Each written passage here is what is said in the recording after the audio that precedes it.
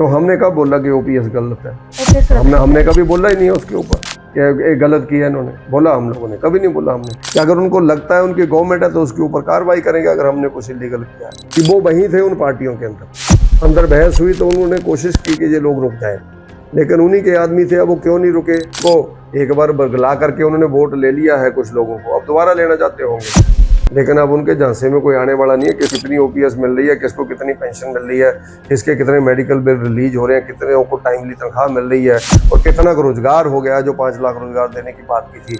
118 की ऐसी परमिशनें लोगों को मिल रही है जिसमें लाखों का लेन देन हो रहा है। 1000 के लगभग बताते हैं। इनका अपना क्या काम है? अगर सब कुछ केंद्र ने करना है तो फिर हिमाचल प्रदेश गवर्नमेंट का अपना क्या है? देखा जा रहा है कि कुछ समय से आप सिर्फ ऊना के मुद्दों को उठा रहे, प्रदेश की राजनीति को थोड़ी सी आपने सीमित कर दी है। बहुत कम ऐसे होते हैं जो बेबाक अंदाज में अपनी बात को रखते हैं, बिना लाग लपेट के, बिना पॉलिश के। बहुत कम नेता होते हैं।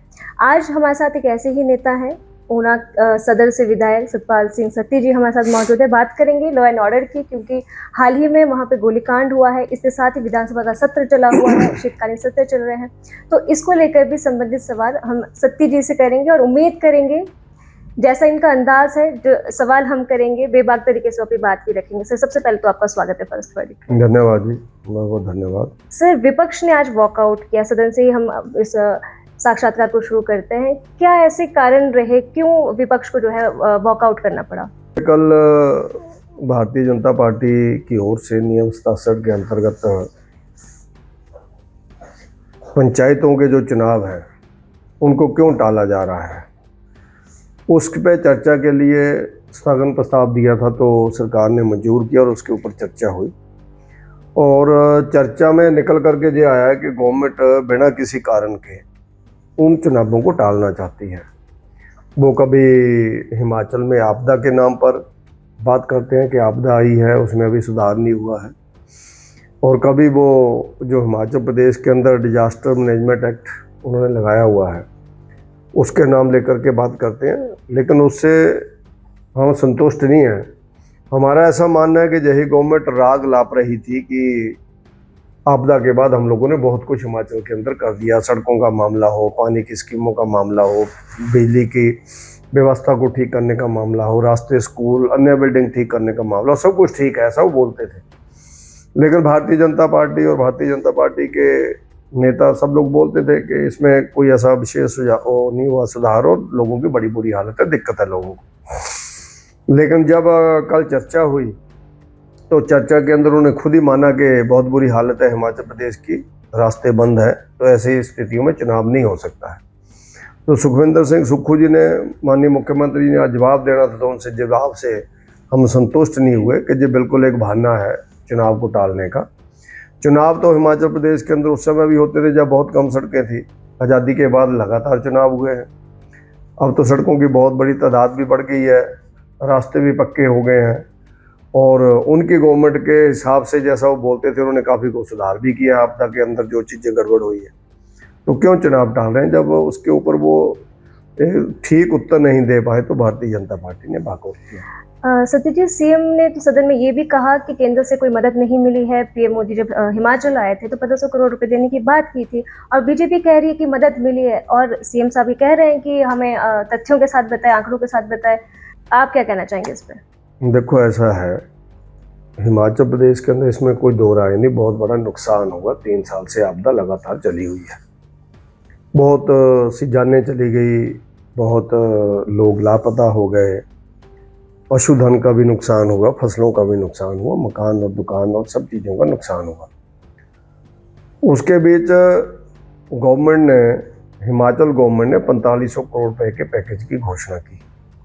जब हम तथ्यों की बात करें तो विधानसभा के अंदर ही पिछले सेशन में विधानसभा सेशन का जो बजट हुआ था, बजट सेशन हुआ था, उसके अंदर उत्तर आया कि लगभग 269 करोड़ या 263 करोड़ रुपया उस 4500 करोड़ में से लोगों को दिया गया है।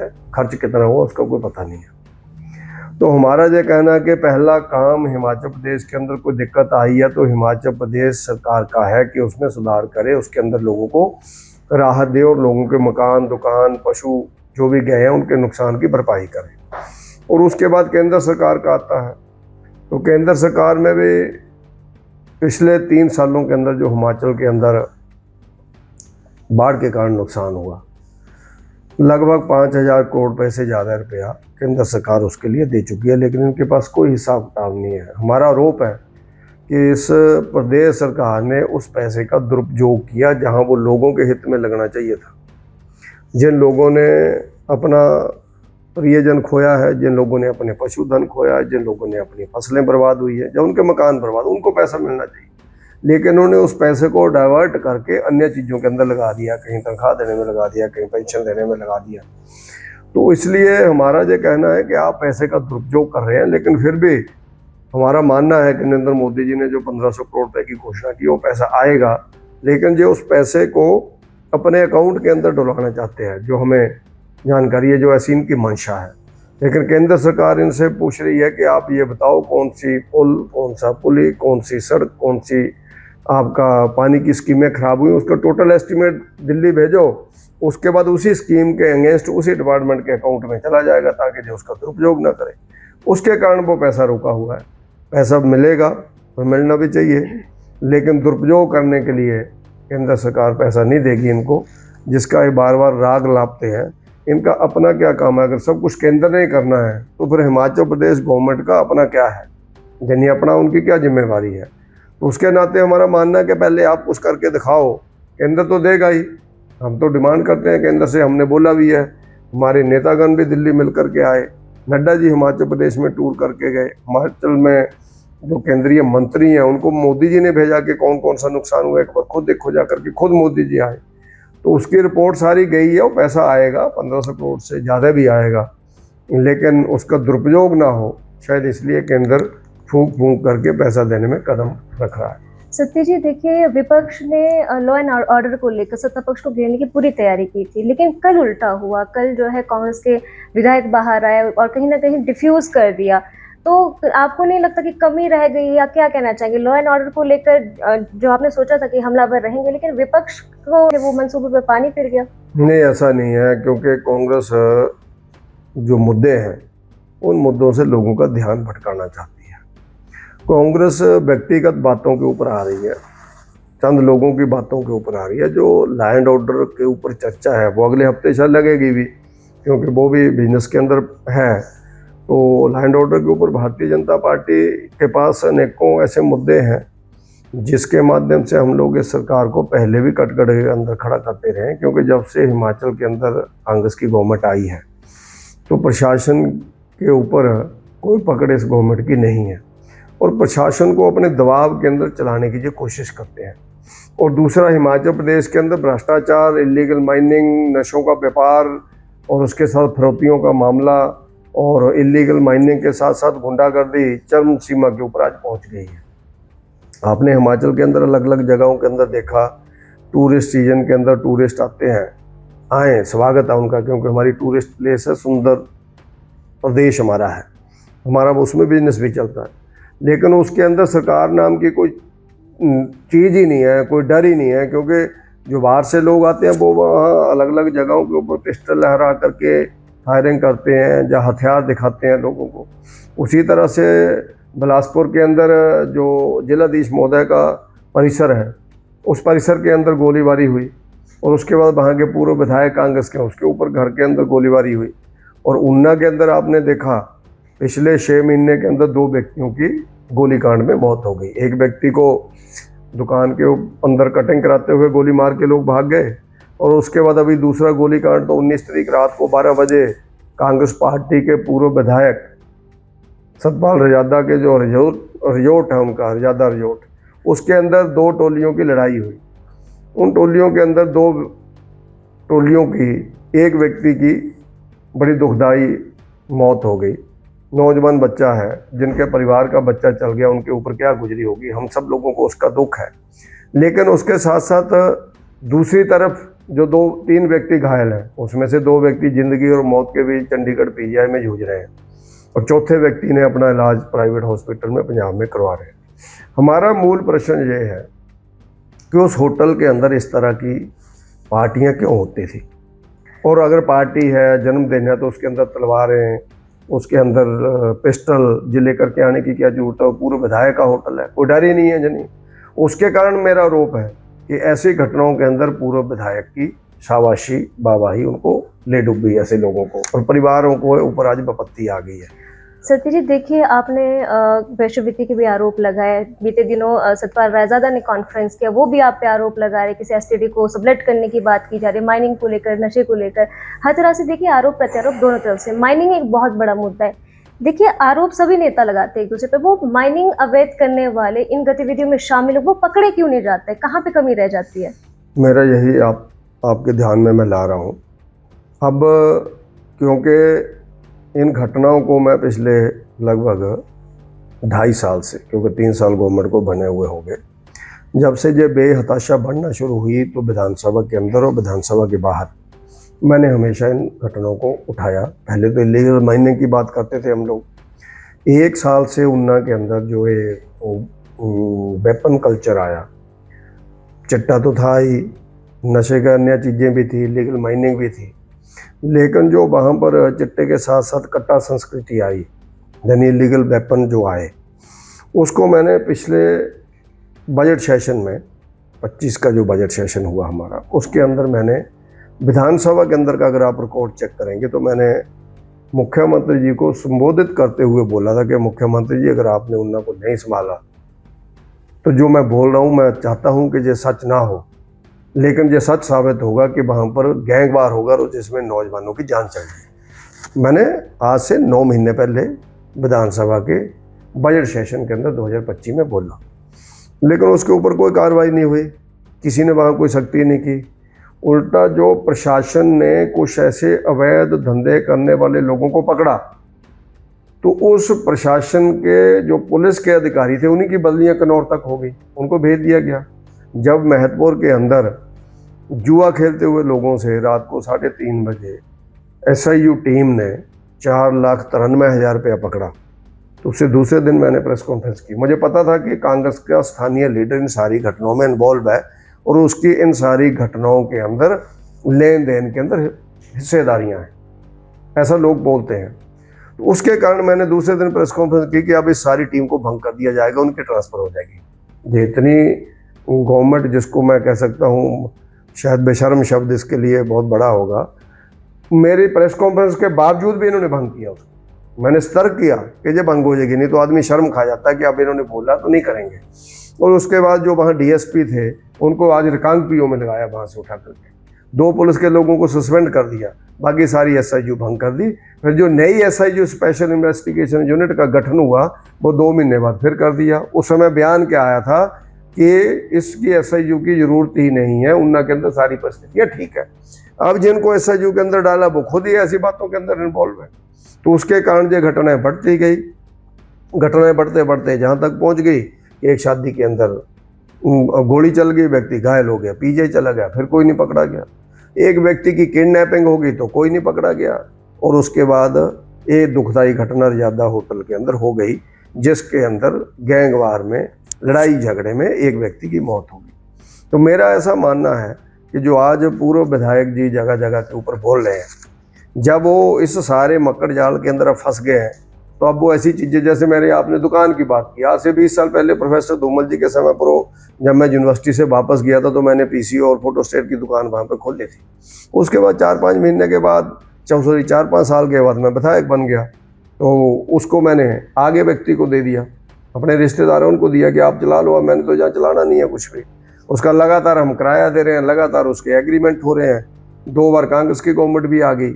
अब जब वो खुद फंस गया है तो ऐसी चीज़ें निकालने के लिए वो कोशिश कर रहे हैं कि ऐसी चीज़ें निकालें, कि अगर उनको लगता है उनकी गवर्नमेंट है तो उसके ऊपर कार्रवाई करेंगे। अगर हमने कुछ इलीगल किया है तो कार्रवाई करें उसमें, क्योंकि दुकान तो वहाँ है और मेरे नाम से है, वो चल रही है, और जो वहाँ काम कर रहे हैं उनके नाम पे वो अपना काम कर रहे हैं। तो उसके नाते आप जानते हैं आज की डेट में PCO का कितना का काम है, वो बंद हो गए, PCO तो सारे बंद हो गए। उसके बाद वहाँ पर बाकी हमने कंप्यूटर का सामान डाला, बाकी सारा सामान डाला, हम काम करते हैं वहाँ पर गवर्नमेंट का। वहाँ पर जो किराया बनता है, जो 3 साल के बाद 10% बढ़ता है, वो बढ़ा करके उतना किराया भी हम लोग दे रहे हैं। तो ये तो जिसको कहते हैं ना, खिसियानी बिल्ली खंबा नोचे, कि आप खुद फंस गए हैं तो हम भी कुछ ना कुछ खोदते हैं, कुछ ना कुछ निकालते हैं। तो वो सारी चीज़ें चली हुई हैं, उनको अपने जवाब देने चाहिए। जो मैं आरोप नहीं मैं लगाता हूँ, मैं तथ्यों के ऊपर बात करता हूँ। आरोप तो ऐसा होता है झूठा आपने सच्चा भी हो जी, सकता है। आपने तो वैश्यवृत्ति की भी वहाँ पे गतिविधियों के आरोप है, तो कोई तथ्य है आपके पास, कोई सबूत? सारे लोग जानते हैं कि वहाँ क्या क्या होता है उस होटल के अंदर, सारे लोगों को पता है, क्योंकि आम व्यक्ति वहाँ पर जाता ही नहीं है। जिस होटल के अंदर इस तरह से गैंगवार होगा, इस तरह से लड़ाइयाँ होंगी, ये आज तो मर्डर तक पहुँच गया ना मामला। इससे पहले भी वहाँ ऐसी पार्टी होती है जो एक बार खाना खाने चल जाता है दोबारा वहाँ नहीं जाता। अभी वहाँ क्या शोर मचा हुआ था, किस तरह के लड़के वहाँ आए हुए थे, कैसी गाड़ियाँ वहाँ पर खड़ी रहती हैं। ये आज की घटना नहीं है। वो अच्छा है उन्होंने होटल बनाया, वो बिजनेस करें, बढ़िया से करें, लेकिन गरिमा से ढक करें ना। आप कल्पना करो, यहाँ हिमाचल प्रदेश के अंदर 12-12 बजे तक होटल खुले रहते हैं क्या? ठीक है, हम किसी होटल के अंदर ठहरते हैं तो हम लोग 8-9-10 बजे होटल का टाइम होता है कि खाना खाएंगे, लेकिन वहाँ का बार रूम इसका मतलब 12 बजे तक चल रहा था। 12:30 बजे तो 12-12:15 बजे तो गोली कांड हुआ, क्योंकि मेरे को 12:15 के ऊपर मैं शिमला में था उस दिन 19 की रात को। ऊना से पहला फ़ोन मेरे को 12:15 पे आया कि ऐसे ऊना में गोली कांड हो गया। तो मुझे लगा कहीं नदी के अंदर स्वां के अंदर हुआ होगा, जो माइनिंग इलीगल माइन। उसने कहा नहीं नहीं जी, ज़्यादा होटल के अंदर हुआ है और वहाँ पर कुछ लोगों की मौत हो गई है, मुझे फ़ोन आया। तो मैं कहा आप जा करके देखो यार क्या क्या हुआ। तब तक भी मेरे को आइडिया नहीं था कि ये लोग गैंगवार कोई हुआ। मैं सोचा ऐसे कोई खाना खाते होंगे, कुछ बातचीत हुई होगी, हो गया होगा। तब फिर जा करके मुझे 1:15 बजे दोबारा फ़ोन आया कि जी फलां व्यक्ति की दुखदाई मौत हो गई है, ऐसे ऐसे 3 लोग घायल हो गए हैं और बाकी लोगों को अरेस्ट कर लिया है और वहाँ पर ऐसे घटनाएं हो गई हैं। तो उसके कारण इस तरह की घटनाएं जो हो रही हैं, उन घटनाओं के कारण ऊना का माहौल बिगड़ रहा है। और दुर्भाग्यपूर्ण स्थिति ये है, जो लोग बोलते हैं, अब वो उनका ईमान बोल सकता है पूर्व विधायक का, कि वो वहीं थे उन पार्टियों के अंदर बहस हुई तो उन्होंने कोशिश की कि ये लोग रुक जाएं, लेकिन उन्हीं के आदमी थे। अब वो क्यों नहीं रुके? अब जो आशुपुरी की डेथ हुई है, उसके पिताजी ने और उनके सगे संबंधियों ने डिप्टी कमिश्नर साहब को मेमोरेंडम दिया है कि हमें ऐसे, उन्होंने कहा कि ऐसे लगता है कि इसको बुला करके साजिश के तहत इसको गोली मारी गई है। तो उन्होंने इंक्वायरी की बात की है। तो मेरा निवेदन रहेगा गवर्नमेंट से कि जितना निकम्मी जो गवर्नमेंट है, जितना प्रशासन के ऊपर दबाव है, तो अगर उनके पेरेंट्स ने इसकी इंक्वायरी की बात किया तो गवर्नमेंट को बिना किसी लाग लपेट के ऊना जिला के अंदर जितने भी गोली कांड हो रहे हैं, जितनी भी फिरौतियाँ मांगी जा रही हैं, जितनी भी इलीगल माइनिंग हो रही है, जितने भी धन्ना सेठ 2-3 सालों के अंदर बने हैं, उन सब की ईडी से और सीबीआई से जांच हो जानी चाहिए। उन सब की जांच हो जानी चाहिए। तो दूध का दूध, दूध पानी का पानी हो जाएगा। तो मुझे लगता है विधायक जी को सारी चीज़ें भेज देनी चाहिए, पूरे विधायक को वहाँ पर। अपनी मेरी बात भी भेज दें, अपनी बातें भी भेज दें, जो मैं बोलता हूँ सारी बातें भेज दें। ईडी सीबीआई देखेगी, होटल की इंक्वायरी से लेकर के सारी बातें सामने आ जाएंगी। सतीश जी ने सदन में कहा था कि जो फर्स्ट कैबिनेट में जो फैसले लेते हैं उस पर रिव्यू करेंगे, हालांकि उसको ओपीएस से जोड़कर देखा गया। आज उन्होंने स्पष्टीकरण भी दिया। तो क्या कर्मचारी ये मान के ओपीएस सेफ है? इसमें ऐसा है, क्योंकि इस गवर्नमेंट की आदत हो गई है कि हर बात को ट्विस्ट करना। तो जयराम ठाकुर जी ने तो ये कहा है, मान लो कोई भी आदमी किसी बात को रिव्यू करता है तो जो गलत बात होती है रिव्यू करके उसको ठीक करता है। तो हमने कब बोला कि ओपीएस गलत है? ओपीएस हमने कभी बोला ही नहीं है उसके ऊपर कि गलत किया इन्होंने। बोला हम लोगों ने कभी नहीं बोला। हमने, गवर्नमेंट ने प्रिविलेज दिया कर्मचारियों को, अच्छा दिया, दे दिया, अब चल रही है गवर्नमेंट, आगे भी चलता रहेगा। लेकिन मेरा ऐसा मानना है कि इन सारी चीज़ों को जो उन्होंने गलत निर्णय कई ऐसे लिए हैं, जैसे 118 की ऐसी परमिशनें लोगों को मिल रही हैं जिसमें लाखों का लेन देन हो रहा है। 1000 के लगभग बताते हैं कि 118 की परमिशंस और CLU वगैरह हुई है, चेंज ऑफ लैंड जोन्स। तो उसके अंदर पूरे घपड़ेबाजी चली हुई है। और हिमाचल के अंदर और कई ऐसी नोटिफिकेशन आई है जिससे यह ध्यान में आता है कि बहुत बड़ी भ्रष्टाचार की बूझ जिससे आपकी। तो बहुत गवर्नमेंट को उसमें रिव्यू करने का अधिकार है।